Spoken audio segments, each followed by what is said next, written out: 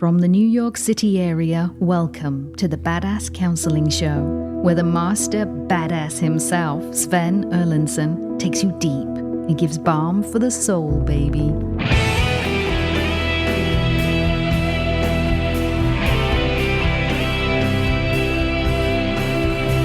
Well, greetings, fine listeners. It is great to have you with us today. This is the Badass Counseling Show, and we are pleased that you have joined us. I am your host, Sven Erlandson. Whether you are joining us from Belgium or from way down under, South Africa, or way down under as well, over on the other side, Australia, and the land of the Kiwis, it's great to have you here all across America and, of course, all of our friends in Canada. It's so nice to have you, and we get such great listeners, such great guests on the show. We've got a couple for you today in a counseling episode that is interesting. Two very different stories, two very different guests, yet, as is so often the case, sometimes those stories dovetail. We will find out about that in a minute, but I've got KC, one of my finest colleagues, and my other finest colleague, Rob. KC's over in the booth. Rob is next to me. Rob, what say ye? Good day, sir. I'm very happy to be anywhere at this age, but let's not talk about that. You've had a bit of a bug this week, or something going on inside of you. I'm better, thank you. Let's try to ignore that and press forward. Will ignoring make it go away, Rob? I'm hoping. All right. Well, I know you're feeling a bit better now. So, you're cooking tonight. I wish I could join you. You are a master chef. That should cure me. What's on the menu, Rob? Steamed fish, a little stir-fry vegetables, maybe. We'll see. All right. So, Rob, please tell us about Zia. All right, then, down to business. Zia wrote in and said, I want to train horses professionally. I've had horses since I was 6 and trained and sold them myself when I was 15. I'm now 28. But my family is against me, with my older brothers and dad saying it's a waste of money and I'll never make it as a trainer. They tell me to give up and be an adult and stop playing. I've tried that, but it ended me in the psychiatric hospital and on drugs. I want to believe in my abilities, but I keep getting in my own way when I try to make a business out of it. I want to learn how to be so secure that it doesn't matter what people think. I'm working through your book, but how do I get out of my head and start to produce results and make money like my 15-year-old self used to? I used my love of horses as a coping strategy for the family home. I still struggle to speak up for myself and do what I love to do and make money. I want to get the crap out of my love cup so I can finally fill it with what I want and with love and move forward in my life. Please, can you help me? Zia, great to have you on the show. Thanks for having me. Pleasure is ours.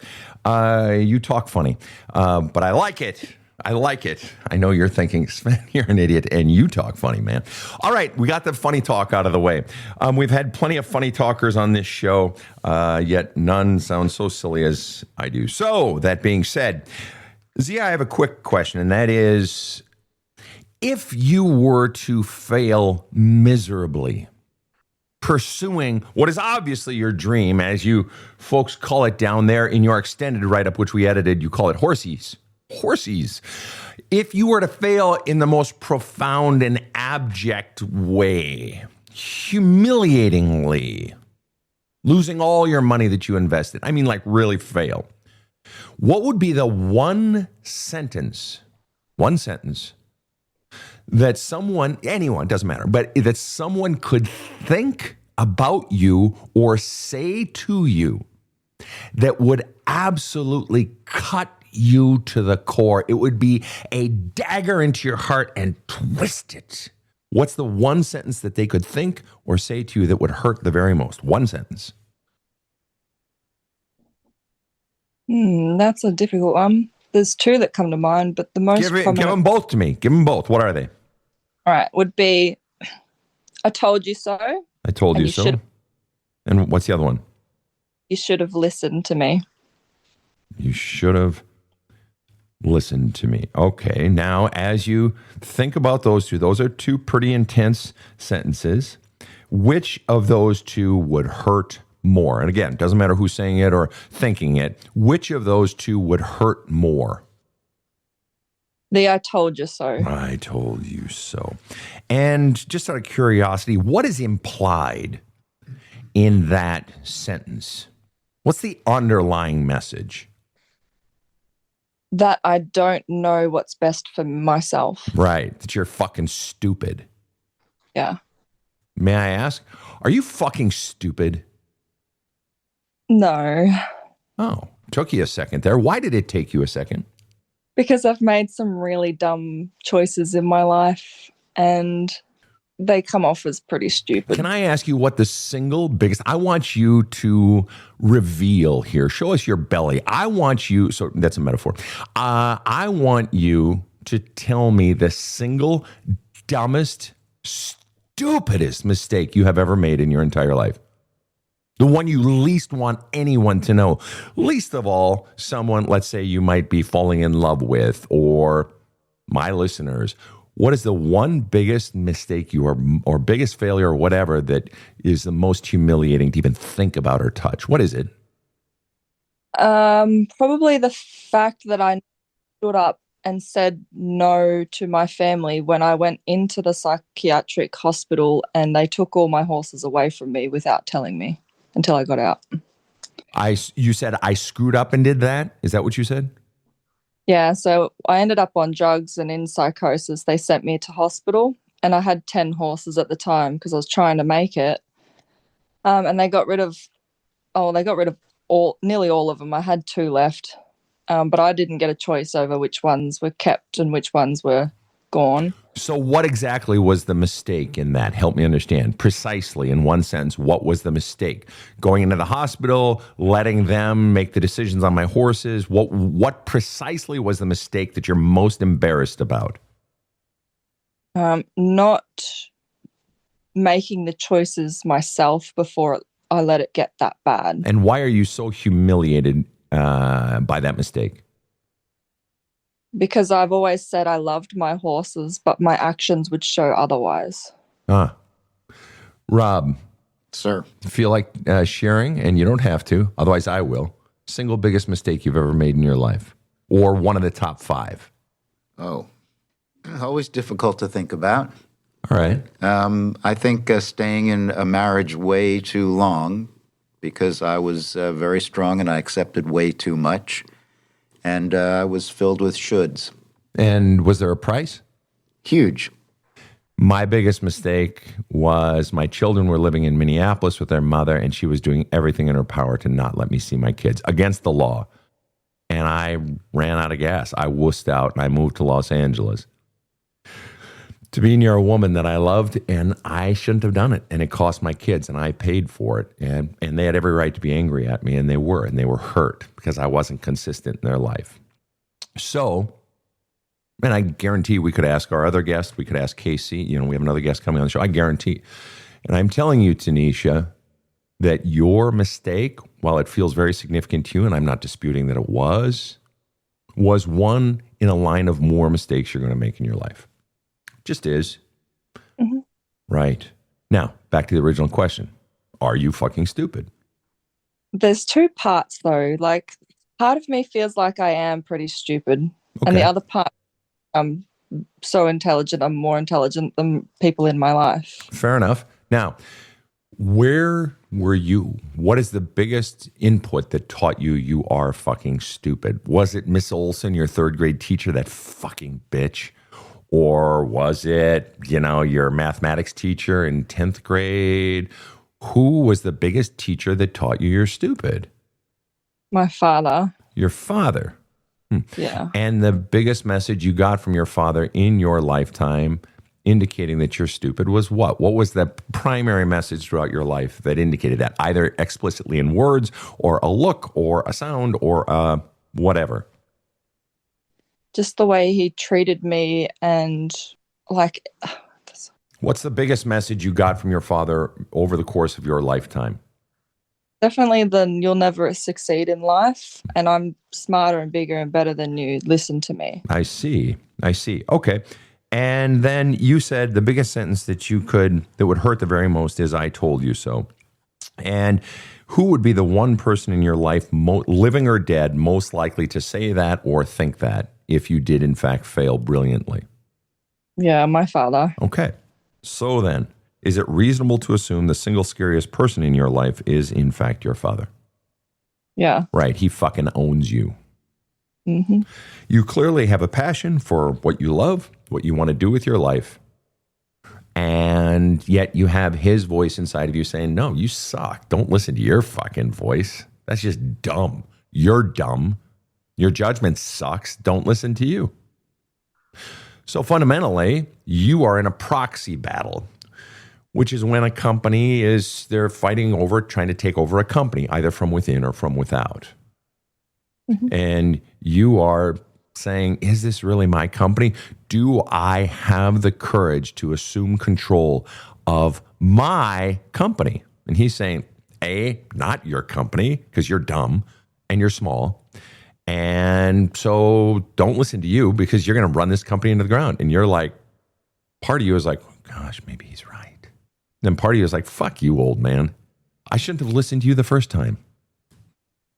Yeah, spot on. All right. Well, on that note, Rob, tell me about Katie. Okay, Sven, we also have Katie, who wrote in and said, hi, Sven and crew. I'm a 37-year-old divorced single mom. I've been working through a chaotic childhood and a mess of emotional regulatory dysfunction, largely on my own since I was 12. With an absent father, a large and in-charge stepfather, and an emotionally neglectful and unsafe mother, I grew up in a chaotic and unsafe environment. With the help of A Hole in My Love Cup, I have dug deep into my core beliefs and discovered that I'm afraid that my parents don't love me. Despite knowing this to be my lived reality through demonstrated patterns by my parents, I have yet to shake the weight of this intense fear and feel I'm bracing for impacts that have already happened. Like a kid grabbing a curling iron, I need help taking my hands off of this fear that is actively holding me back from discovering more autonomy and choice in my life. I am seeking a strong hand up from Sven because I've been struggling my whole life just to live a life that is mine. I know that Sven will help me look at myself clearly so I can continue to move forward. Katie, welcome to the show. Thank you. Thanks for coming on. Katie, I want to ask you a hard question, potentially, okay? What percent from 0 to 20, but particularly, let's say 0 to age 10, what percent overall did you feel loved growing up? Roughly 0 to age 10. 0. 0%. Okay. And then you are 37 now. From, let's say, age 20 to age 37, what percent have you felt loved by mom and stepdad? 0. Okay, 0%. Okay.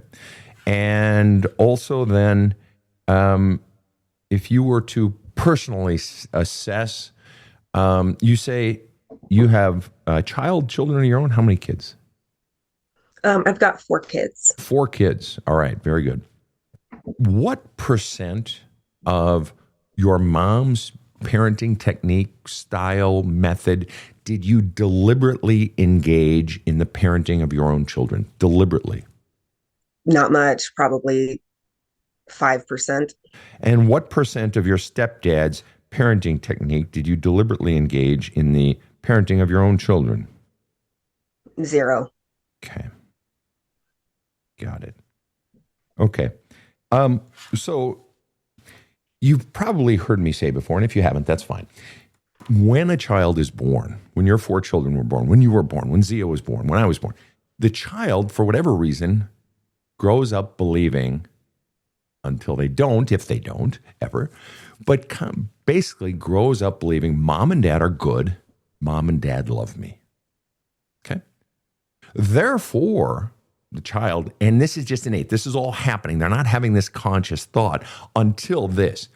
Therefore, if I'm not getting that love, something's wrong with me. I'm the problem. I'm at fault. Now, that'll happen if the love's not coming. Now, they may be layering on top of that messages like, you're stupid, or you're a fatso, or you're too skinny, or you're too tall, or you're so short, or, whatever it might be. They may be layering on messages that convey, you're the problem, you're no good, you're unlovable, you're unworthy, okay? But even if they're not explicitly conveying messages, if I'm not receiving love, in other words, if they're just absent or there's neglect, it conveys the message something must be wrong with me because mom and dad are good. They're good. Look at them. And I know they love me. Okay. That's the general way a child views the parent. But what we've just established with you, you've literally just said to us, Mom and Dad did not, in fact, love me. You literally just said that. I felt 0% loved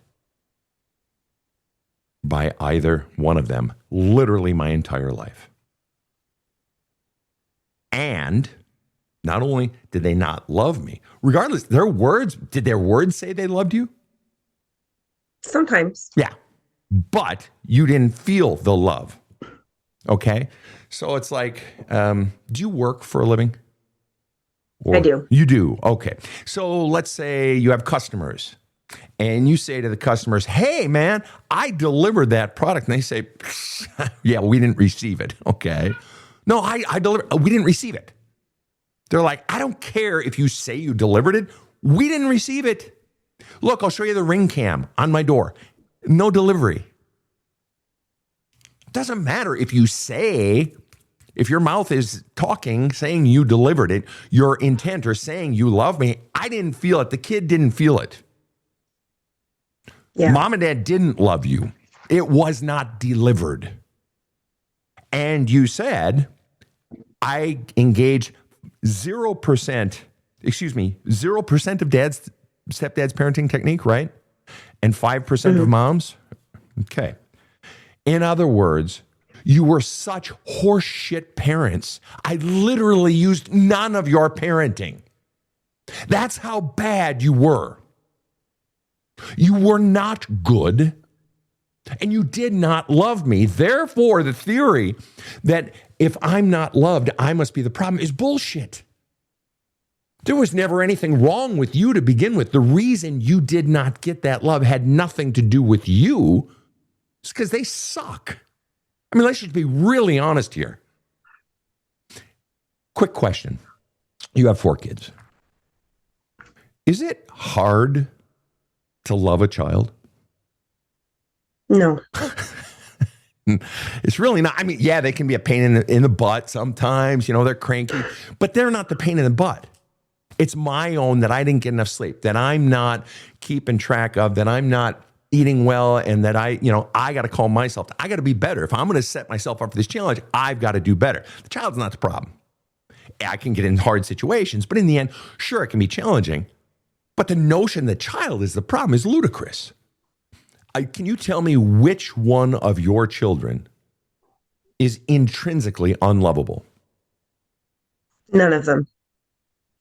Do you believe that Katie, you, as a child, as a 7-year-old, were intrinsically unlovable?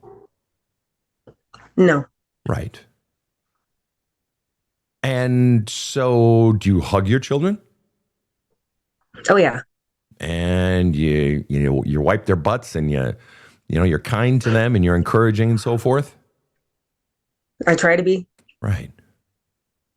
And yet your parents did not deliver the love, did not make you feel safe. You used the words unsafe twice.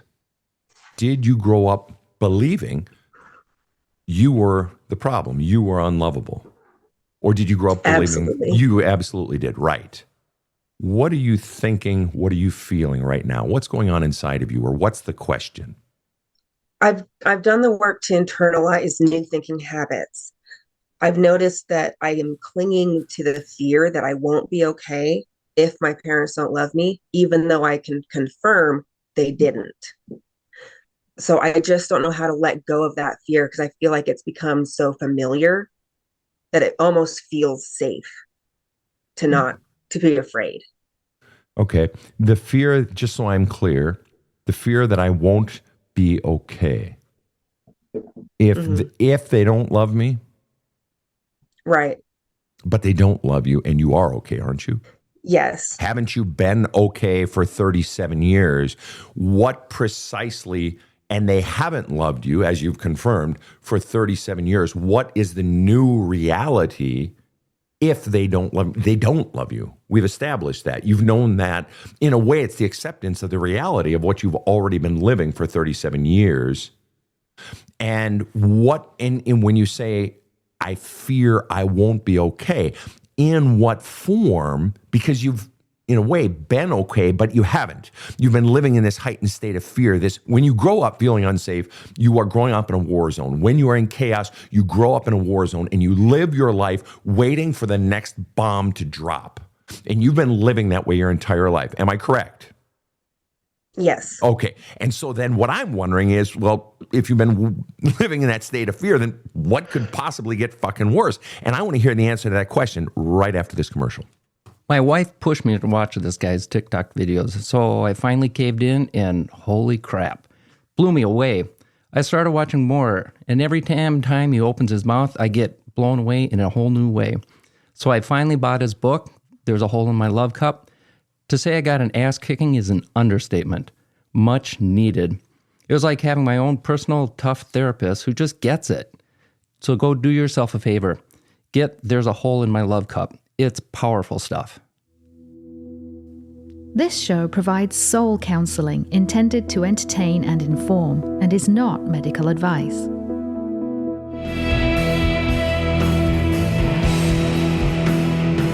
Now, back to the badass. We are back with Katie and Zia. Katie, please tell me, you've grown up in a war zone. You've lived 37 years. Waiting for bombs to drop continually, always afraid. And you're fearful now that if my parents don't love me, I fear I won't be okay. But we've fully established they've never loved you. You're not loved by them. There is zero evidence to indicate that you are loved by your parents.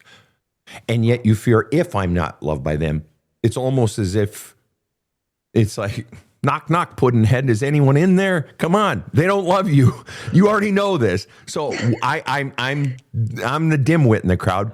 Help me understand what precisely is the new reality you're afraid of. Furthermore, help me understand what exactly is it you fear happening? What state is it you fear living in that you haven't already been living in? Letting go of my parents and not chasing after their love is scary because then I'm on my own. Got it. So it's not, gee, what if they don't love me? You just pinpoint it. It's something else. Mm-hmm. It's actually letting them go and being on my own. And when you say letting go and being on my own, what precisely are we talking about? Are you dependent upon them financially somehow?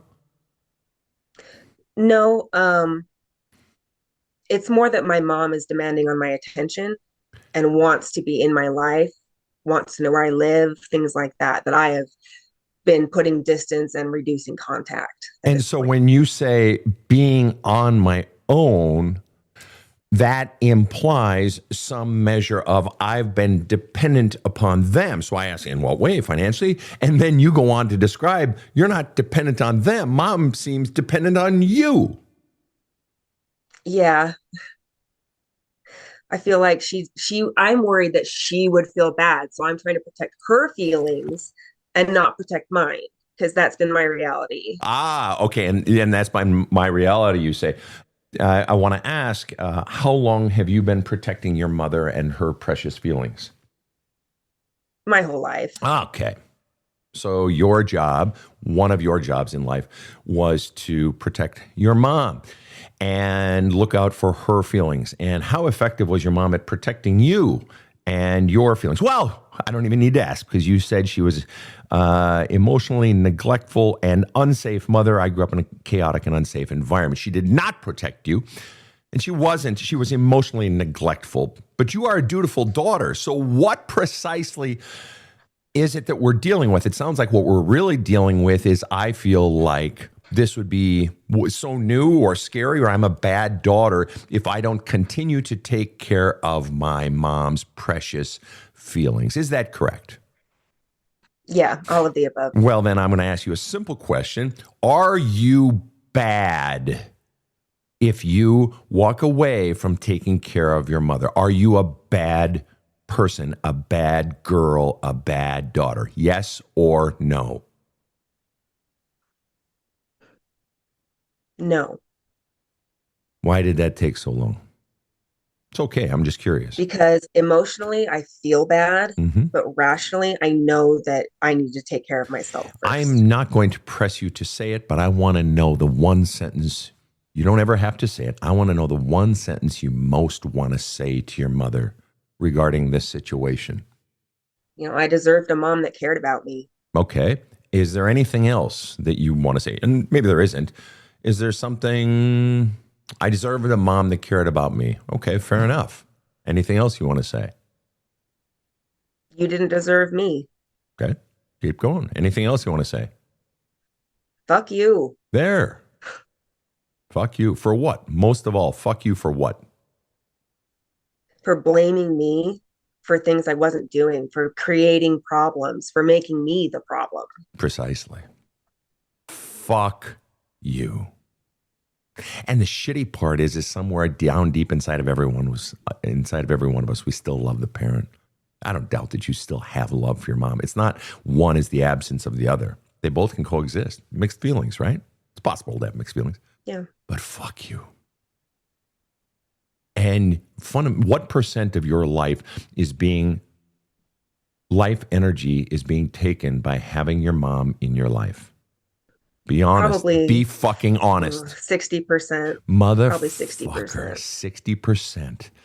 And who or what would that 60% of your life energy be going to, if not to your pathetic mother who's been leaning on a fucking child her entire life? Where would that be going? That's 60% of your life energy?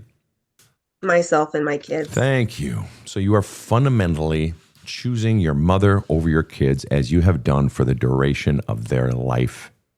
And you could justify it when it was just your life.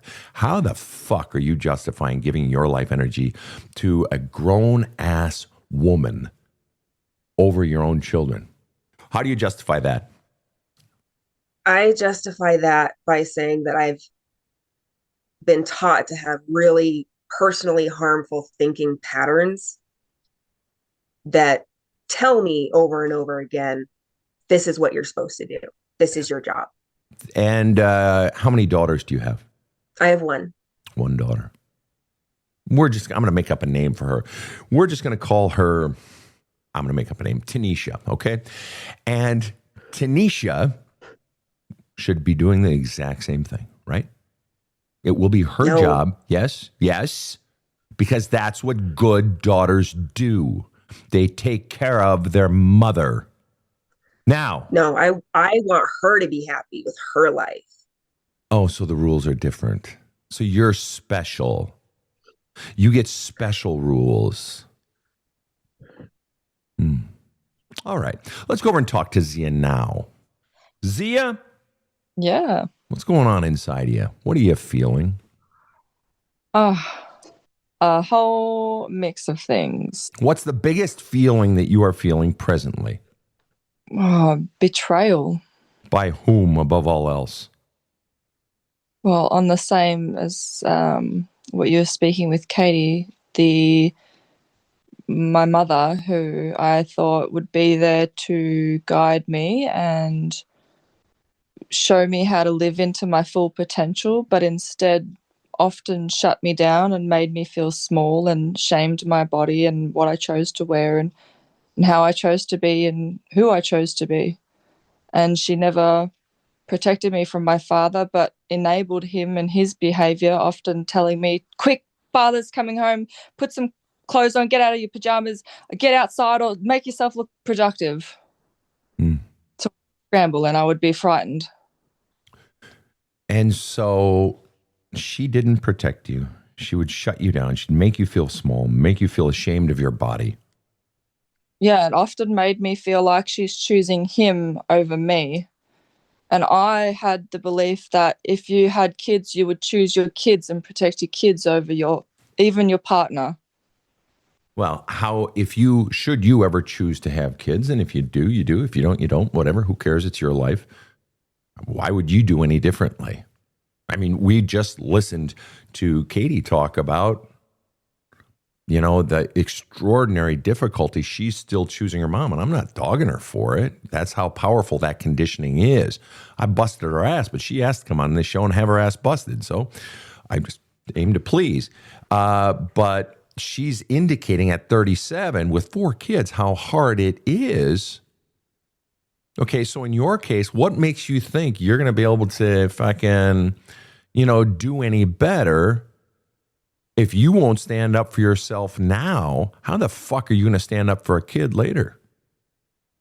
Well, that's exactly my fear, and why I want to have kids, but I fear that I will end up making them relive the patterns that I went through and how bad I felt all of my childhood, even to my young adult years. What would it take? What do you think it would take for you to pursue your dream of horses? I feel like if I could tap into my anger and use that as a way to carry me forward into this and actually be able to say no and fuck you and I'll do it my way this way is, something I struggle to step into and stay in. I get knocked off it very easily. That's fair. And the anger, inside of the anger is the no, and inside of the no is the I. I matters. So your anger is your greatest gift. Not that it necessarily has to be expressed at someone per se, but it's the conjuring of that anger that was where we find our strength, as long as we need it until those boundaries or that space or that path is firmly established. What degree are you dependent upon, it sounds like, the father and the mother who didn't protect you? 100% at the moment. Okay. And at the moment, and what would it take for you to build a situation? You owned 10 horses at one time. That's no small feat. Not just owned, but took care of, bought and sold. You were fucking 15 when you bought and sold, kid. You're 28 now. I mean, that's incredible. That's incredible. I have a lot of clients who are ranchers, who are farmers, who are in, horses and competitors in rodeo. I've had professional, belt winning, buckle winning, blah, blah, blah. This is a big deal. And so let me ask you this. What would it take for you to slowly but surely create the life that you want? What would it take?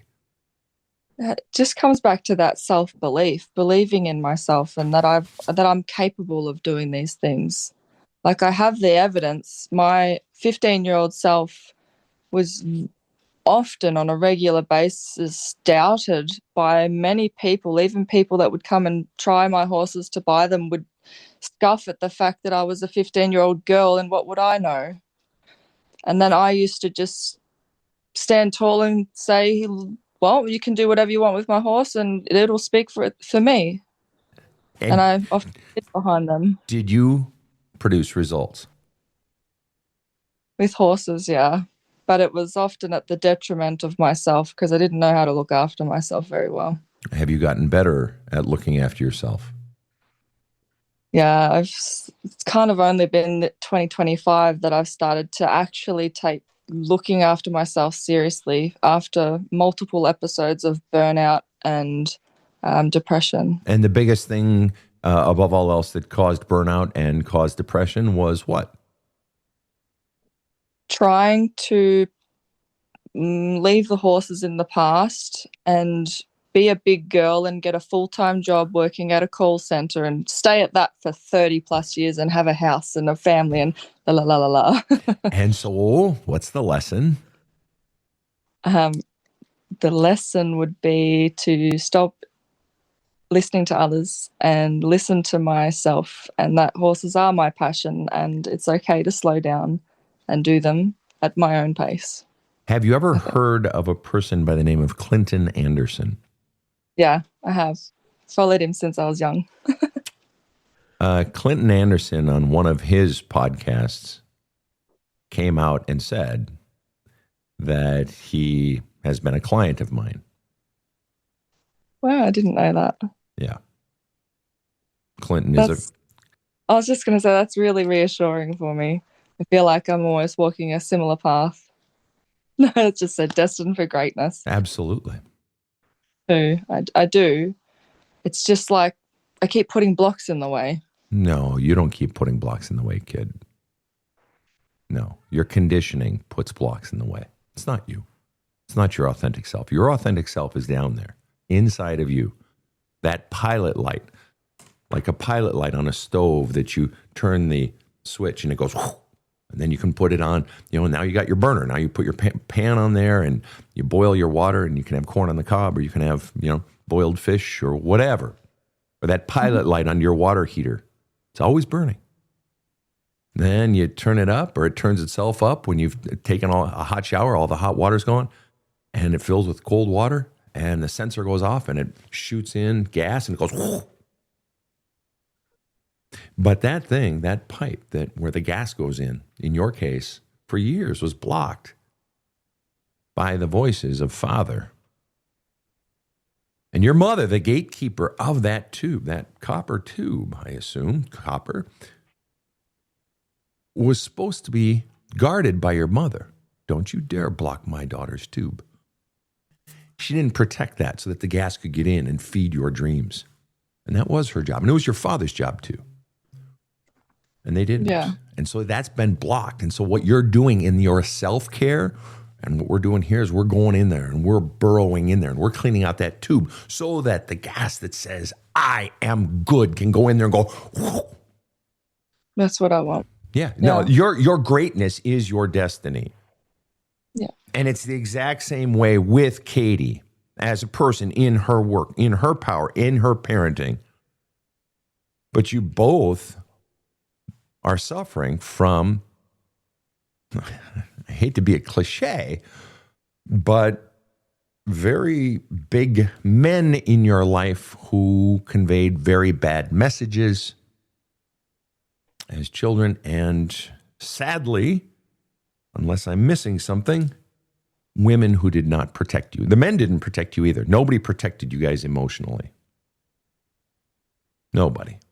And so we go through life waiting for someone to come and say, you are good, confirming your worth, and to say, I'll protect you. And it doesn't come. Or maybe someone comes along and is kind. But in the end, you have to confirm your own worth. And we confirm our own worth in multiple ways. And one of those is just saying, my life. When I was a kid, I was growing up in Fridley, Minnesota. It was a very blue-collar suburb, the most blue-collar suburb of the Twin Cities. And Dad was a pastor at the church across the street. And my weekly allowance, by the time I'm, let's say 10, is a quarter. Well, back then, a quarter could get a 15-cent candy bar and have 10 cents left over, maybe get a couple of suckers or something like that, right? And, I can get a Hershey's candy bar or, anything basically for 15 cents. Still have money left over. And so on a Saturday morning, Mom would put that quarter in my palm, and I'd already be out the door by the time she puts it in my palm. I'm racing across the yard, and I got one thought in my head. And as that door is sort of slamming behind me, I could hear Mom saying, not that there was ever any pressure, but I could hear her saying, you may want to put a little in the offering plate on Sunday. There was never pressure from Mom, but, just dropping the hint.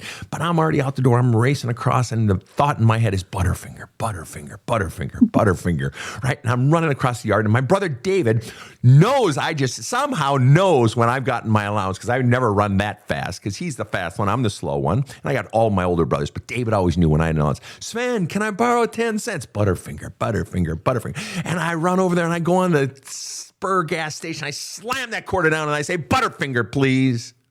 I get my dime back, and I eat my Butterfinger. What's the point? Everybody wants to tell you how to spend your quarter. My quarter, my choice. Your quarter, your choice.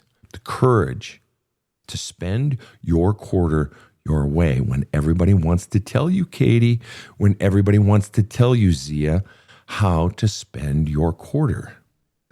Do you have the courage to be called stupid? Do you have the courage to say, no, it is not my job to take care of you? I'm curious, actually, Katie, I want to bring you in here. I'm curious what you're thinking as you're listening to Zia's story. And I'm going to flop the equation in a second here, Zia. But Katie, thoughts? You've almost got like a blinder on, like you haven't noticed your own achievements. Selling horses at 15, that's incredible. That's People insane. being incredulous, you're 15. Like, I can't believe they were looking down on you for that. It's so frustrating for me, for you. What do you think about that, Zia? That someone else, not just me, someone else, Katie, who you've known, 20 minutes, is sitting there saying, I'm so frustrated. And frustration is in the anger family, by the way. What does it feel like to hear that from Katie? Validating. This is a grown-ass woman. This is a 37-year-old woman with 4 kids. Just out of curiosity, Katie, if your beautiful daughter, whatever we named her, Tanisha, whatever it was, if she had a gift for horses at 15, what would you do as a mom? Oh, I'd foster it. Anything we could do that would build that love for horses, I would build that.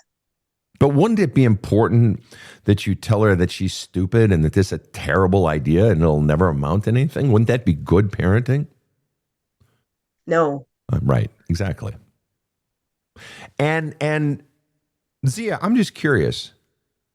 Invert the equation. As a 28-year-old who doesn't have children, who has theories but knows nothing about parenting, but who has experienced her own version of hell, and who's gone through her own version of hellish childhood, as you listen to Katie's story and the war zone that she grew up in, and you experienced your own unsafe, shamed life, what are your thoughts? What are your feelings as you listen to Katie? It baffles me that anyone could not love a child. The innocence and the pure love of this world, we should be working to protect that innocence and keep and remain innocent for as long as we can, and playful and loving. And so what are your thoughts regarding this obligation that Katie feels inside of her to take care of her mother, and that 60% of her life energy has been going, at least that's what she's feeling presently. It's likely been much higher in the past. That 60% of her life energy even still is going to her mother, and she can't bear the thought of letting go, of taking care of her mother and her mother's feelings. What are your thoughts on that, Zia? I feel really bad for it, because it's kind of like an addiction in a sense, where if you don't cut them off, they'd never stand on their own 2 feet and constantly lean on you for support. And that drains you, which means that you can't fully live your life. And it's protecting her is protecting that part of yourself that was never seen. And somehow it's a validating experience to see that this is almost like providing the protection to her that you should have received, and just almost showing her the way. Wow. That was pretty good, Katie. What are your thoughts on that from Zia? I think it's really insightful. I do feel like I'm protecting my mom. Her dad kind of cut her out of his life. And so I feel like I'm trying to avoid causing that same, harm or hurt to her, even though this time it's her fault.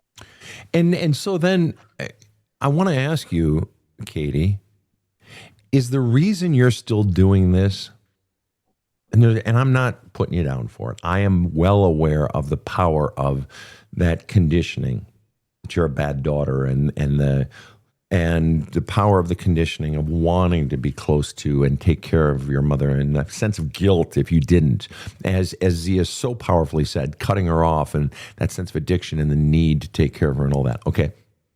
But do you think the thing that keeps you still so looped in with mom is your fear of backlash and fear of feeling the guilt?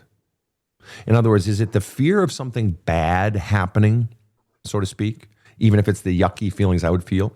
Or is it that the fear of something bad happening, or that I won't get the good? Is it that you're still longing for mom's approval of you, mom's acceptance of you, because when we're a child, if let's say daddy is really upset and angry and so forth, then let's say little Billy becomes the family joker. Why? Because when he makes his jokes and clowns around and shows his butt, dad laughs. And that little Billy has the one power, he's the one person in the family that can lighten dad up. Okay? And in those moments, that laughter for Billy is confirmation of Billy's worth. So in other words, if I can fix daddy, then daddy will finally give me love. The child's brain, they don't think this in the front of their brain, but this is how they operate. If I can just fix the parent, then finally I can get the love that I've been wanting. So what I'm asking for you then, is it that I fear something happening if I don't take care of mom? Or is it that if I can just take care of mom, then I can finally get the love that I'm wanting? I don't think it's either. I think it's, in my head as a kid, your mom or your dad, right? They know you the best. And so when my mom told me it was my job to solve problems and to keep people happy, I feel like that's who I am because your mom knows you, right? And so I almost feel like I've got this role assigned to me that she convinced me is what I'm supposed to be doing. Gotcha. How old is your oldest child? 23. Do you know your 23-year-old better than your 23-year-old knows themselves? Yes or no? No. Do you think you do? No.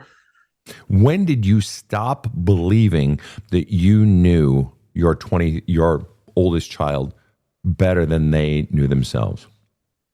When he was in his teen years, I started realizing there was a disconnect between how I thought he was doing versus how he was actually doing. And what was the fundamental shift required for you that was required of you? What did you have to do when you realized that basically I wasn't getting it? I had to take a step back and look at why I was assuming I was getting it instead of looking at what was in front of me. Does your mother believe that she knows who you are best, better than you do? I think so. And what are your thoughts or feelings on that? I feel like she doesn't know me at all. And she's never tried to get to know me at all. And yet she doesn't know me at all. And yet you are still operating under the belief system that my mother knows me best. And she assigned this task and she knows me best. So what's fascinating is you just called Zia out. And you said, there's all this evidence, Zia. You were an ass kicker rock star when you were 15. I admire you, Zia, for what you were at 15. You've got this evidence. And it's like it's right in front of your face. We can all see it, Zia, and you're ignoring it. Well, we've got evidence here. You just said it, Katie. Zia could say it right back to you. I can say it right back to you. You have evidence that you just said, my mother doesn't know me at all. Sounds like, to a large degree, for a long time, has not known you at all. And yet you're still operating under that old premise that you just said 5 minutes ago that, hey, your mother knows you best. So you called Zia out accurately on the disconnect between evidence and her actions. What about the disconnect between the evidence, your mother doesn't know you at all, and your actions of still operating under the premise that she knows you best, and therefore the role that she assigned to you of taking care of her is your role? How do you explain your disconnect? Maybe rather than knowing myself, I'm just leaning on the reflections of other people of who I am. Okay. I'm letting them tell me who I am. And the biggest fear then, in one sentence or less, of going life on your own, of fundamentally letting go of taking care of your mother, is it that it will hurt her, or is it something else? I don't want her to look at me and not like me. I just want my mom to like me. Because if she likes me, then what? What happens inside of me, or what changes outside of me? I feel validation for being alive. I see. So at 37, you are still seeking validation of your life from your mother. Yeah, I guess so. Yep. She has that much power over you. She has the capacity to invalidate your experience, even though she did not and does not love you by her actions, and she was not a good parent. You are still seeking her validation. I'm not dogging you for that, but you got to admit it's pretty fucking interesting. It is. It seems pretty backwards.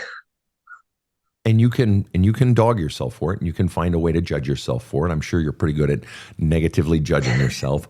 Or you can have compassion and be understanding that, wow, given where I've come from, it's understandable.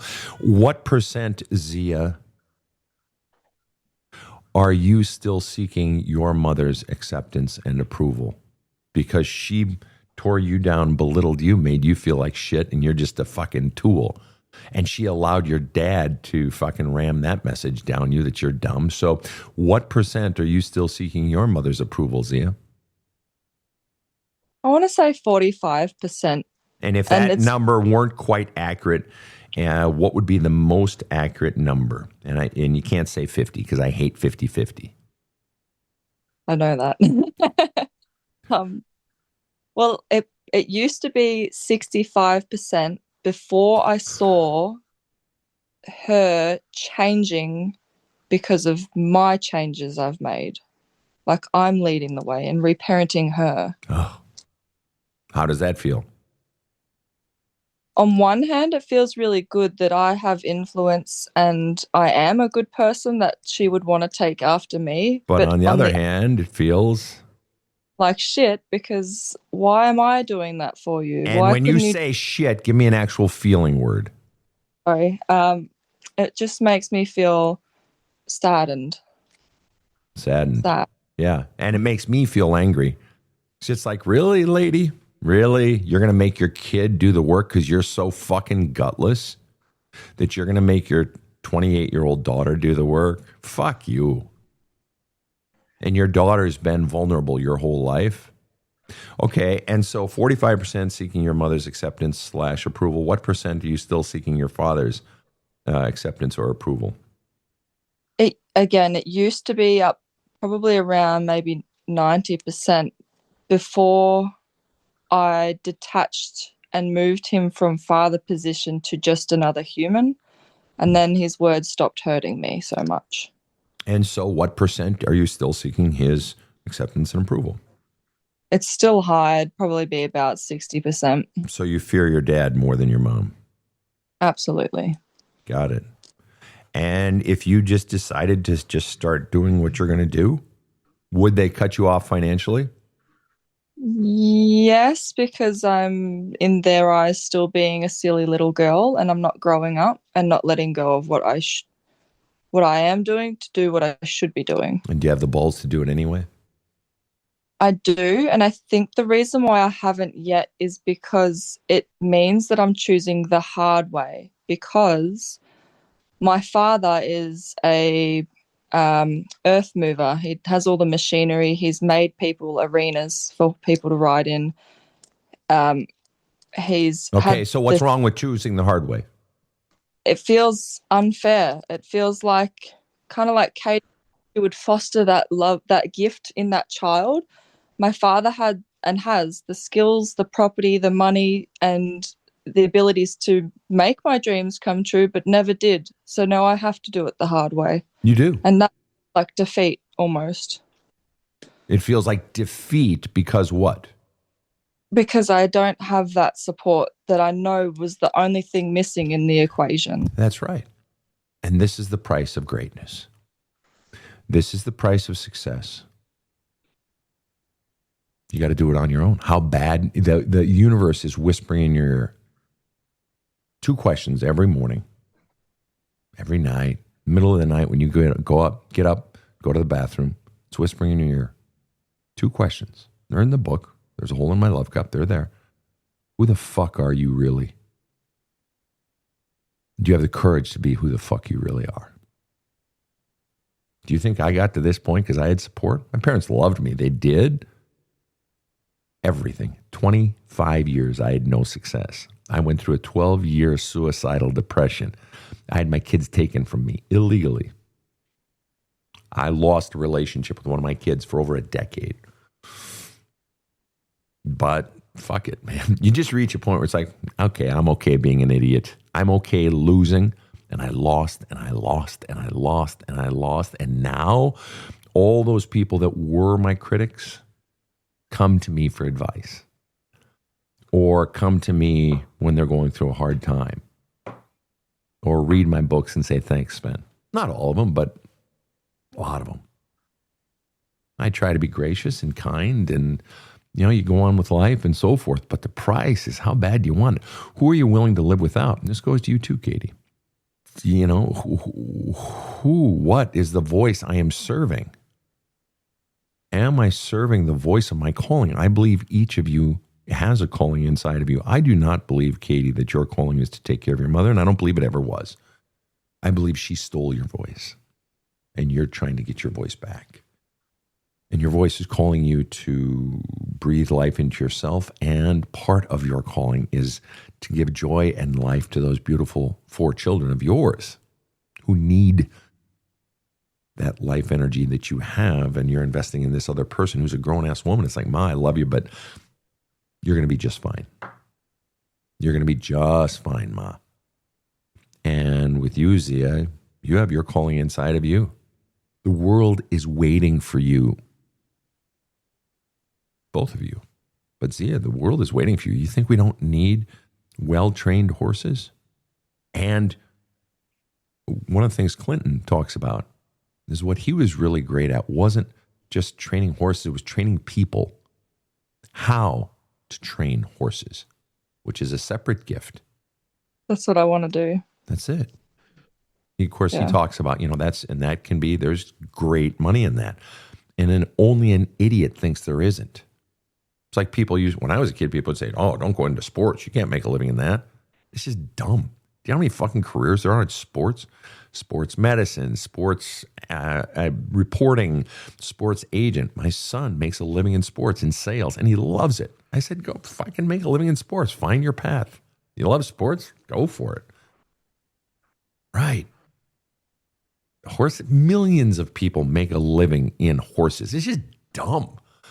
Your dad saying that, your family saying it's just dumb. I mean, it's just dumb.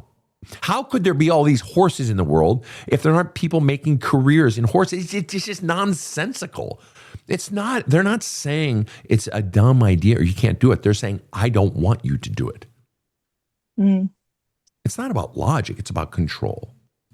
Yeah. I don't like you unless you're doing what I want you to do. Your mom, Katie, is saying the exact same thing.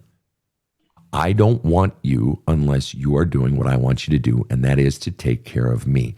And so we have 2 young women with precisely the same problem. Yeah. Do I have the courage to hear and to heed my voice? So, final question to each of you. Zia, what are you feeling right now? Give me a feeling word. Be honest. Scared. Scared.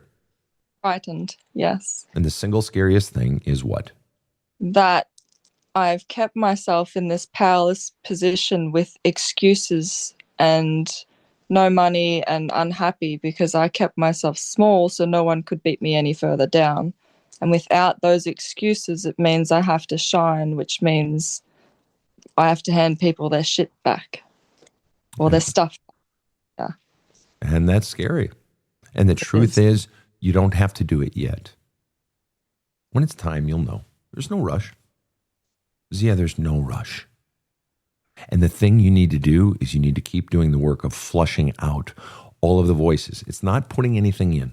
It's getting those voices out, which is what the book is for, which is what the podcast is for, because their voices are still inside of you, like a virus infecting a computer. Yeah. Telling you, oh, this is dumb, you're no good, you're fat, you're blah, blah, you're small, blah, blah, blah. It's just bullshit. It's just bullshit. They just want to take your quarter. They don't want you to have the butterfinger or the horse. Yeah. Right. That's right. And keep doing the work. And it is scary. It is scary. But how much greater the triumph? And biggest feeling you're feeling, Katie? I feel frustrated with myself. I've made a habit of taking a lot of shit from people, but I also feel seen. with the way Zia's said that, I deserve love as a kid. It is validating. What are you most frustrated with yourself about in one sentence or less? That it's taken me this long to start focusing on myself and healing. And I want to congratulate you. You found a new way to beat yourself up. Congratulations on that one, Katie. You have a gift. No, you were conditioned to find ways to find flaws in you, okay? And I'm sure Zia can commiserate. She probably does the same. Taking me this long. I'm just going to tell you one thing. I have clients in their 50s, 60s, 70s, and 80s even who would have killed to have had the realizations and start doing the work when they were 37, let alone 28. 37 is a good number. 37 is a good number. Rob? You're killing me. Yeah. He said he went the shit this guy's gone through in the last year. Cancer diagnosis, brother dying, wife leaving him. And it forced him to go into, he's done work before, don't get me wrong, therapy, but going into the deepest shit at 75 and now 76, and life is finally open up. He would have killed to do it at 37. And I know you wish, I wish, but come on. You of all people, Katie, should know what 22-year-old you was going through. What 29, 28-year-old you or 17-year-old you had on your plate and swarming inside of you, the self-loathing and all of it, and the sense of responsibility and expectation. Come on. Have some compassion for that young girl, that young lady. She was suffocating. She was dying. Just give her a break. And understand, 37, you may feel old, 37. It's funny, when I talk to women in their 50s, 60s, 70s, 80s, I say, you probably heard me say this on the show before, but I say, if you could go back and live any age again, any time period, some will say their childhood, some will say, my high school years, some will say that, my 20s were the best. Probably 55% or more will say, if I could have 35 to 45 again, I would take that. The most will say 35 to 55. You want to know why? The answers are always somewhere around, I was finally coming into myself. My body hadn't started to break down yet. I looked good. I felt strong. I finally was getting life. I was finally breaking free of what I was expected to be. You are coming into the fullness of who you are, both of you ladies, but especially you, Katie. I know you feel like, it's so long. Life's just beginning. Both of you. And there's no rush. There's no rush. When it's time, you'll know. Just keep doing the work of pulling out those voices, and that's their shit. And there was never anything wrong with you to begin with. Not a damn thing. You were beautiful, smart, cute, creative, brilliant, rambunctious, playful, laughter-filled little girls. There wasn't a goddamn thing wrong with you, and there still isn't. Ladies, thank you so much for coming on the show. This was great. This is really great. Thank you. Bet. Yeah, thank you, Sven. You bet. Rob, any closing thoughts?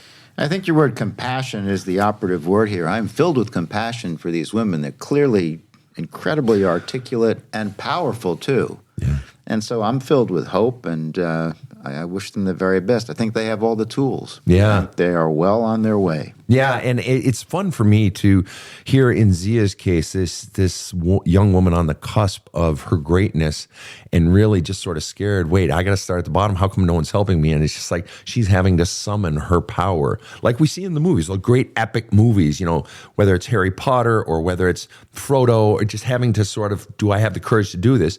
And then in the case of Katie, this sort of this woman breaking free, and you can just see sort of the shackles falling off of her, and this finding of self. It's really exciting, and it gives me hope to hear of a mother of four who went through the hell that she went through.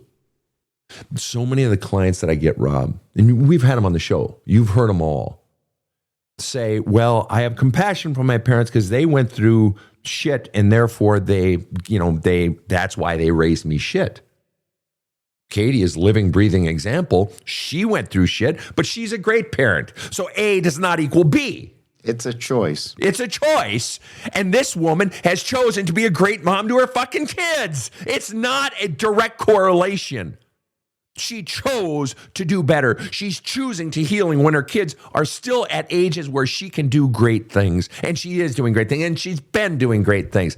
That gives me hope for the future. As parents, there is a line between taking care of yourself and taking care of your kids. This is an extreme example of going the wrong freaking way. Yeah, exactly. And you know what? And this woman now, she's finding her power. And that only is teaching her children. She's doing for her children. Think about with Zia's mom. Okay, Zia's mom is being empowered because Zia is doing the work. Well, guess what the benefit is going to be for Katie? In Katie's case, it's going to be accurate. The kids are going to be empowered because mom is doing the work. That's how it's supposed to be. And, and hopefully dads are doing the work too. But rather than Zia teaching her mom, in Katie's case, mom is teaching the kids. And leading by example, modeling that. So I'm just so impressed by both of these women, and gives us hope. Hear, hear. Hear, hear. So thank you, ladies, for coming on this show, and thanks to all of our listeners around the world. And thanks to Carly, the studio cat, and to Casey in the booth, and to my dear friend, Rob. Have a kick-ass day. Slay your fucking demons. The Badass Counseling Show is strictly copyrighted. No copies may be made without the express written consent of the Badass Counseling Show, LLC. The Badass Counseling Show is produced by Karen Camparelli and Robert H. Friedman. Executive producer Sven Erlandson. Original music by two-time Emmy Award-winning composer Trevor Morris. Have a kick-ass day.